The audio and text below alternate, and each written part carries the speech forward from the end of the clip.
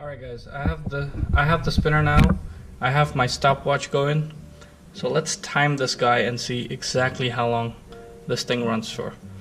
Ready? Here we go.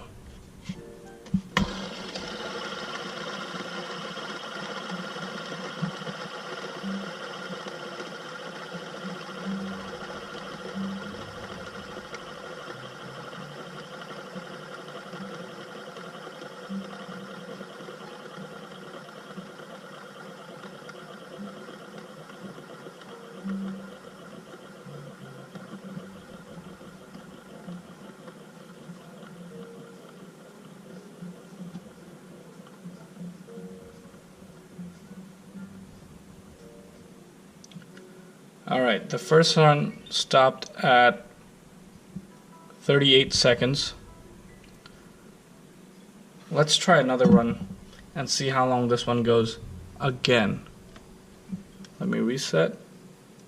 So that's 38 seconds, reset, and start.